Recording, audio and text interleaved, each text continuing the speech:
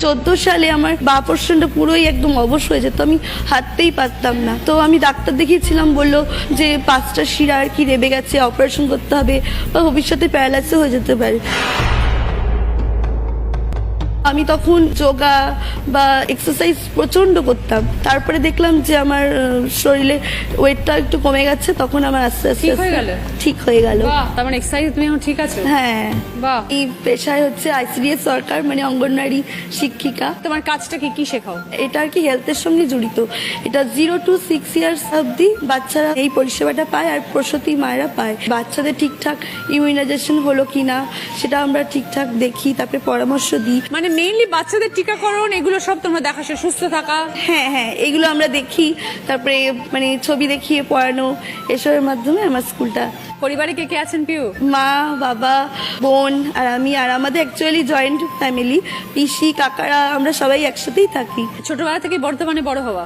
হ্যাঁ দিদি, আমার ছোট থেকে বড় হওয়াটা খুবই, আমার যখন জ্ঞান হতে শিখলো তখন আমি দেখতাম 4-5টা মানুষ আমার দিকে তাকিয়ে রয়েছে। সেই তাকানোটা স্বাভাবিক ছিল না। তখন আমার মনে খুব প্রশ্ন জাগতো যে কেন আমার দিকে এরকম তাকিয়ে রয়েছে। যখন আমি আমার নিজের দিক দিয়ে আমি অনুভব করতে শিখি যে আমি আর 5টা মানুষের মতন একরকম নয়, অন্যরকম, তখন আমি কাঁদি করি, আমার খুব মন খারাপ হয়। মা, বাবা সবাই প্রত্যেকেই আমাকে খুব সাপোর্ট দিয়েছে যে না, তুমি মেয়ে বলে বা এরকম হয়েছে বলে তুমি একদম ভেঙে পড়বে না, তোমাকে জীবনে অনেক এগিয়ে যেতে হবে।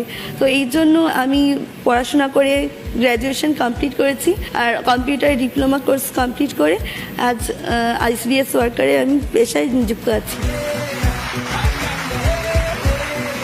বাবা ছত্রছায়া থেকে বেরিয়ে যখন বাস্তব জীবনে এলে, স্কুল, কলেজ, নিজের পড়াশোনা, বন্ধু বান্ধব, চারিদিকে লোকজন, সেখানে লোকজনের থেকে কিরকম? হ্যাঁ দিদি, ওই অনুভূতিটা আরো অন্যরকম। যখন আমি দিদিমণি ছিলাম না, তখন আমি যখন হেঁটে যেতাম আর 5টা লোক ব্যঙ্গ বিদ্রুপ করতো, এখনো করে, তবে এখন সেই ব্যঙ্গটা ঠিক আগের মতন আর নেই, একটু পাল্টে গেছে যে না, একে এরকম করিস না, ইনি একজন টিচার। সবকিছু স্বাভাবিক জীবনযাপন নর্মাল ভাবে যেতে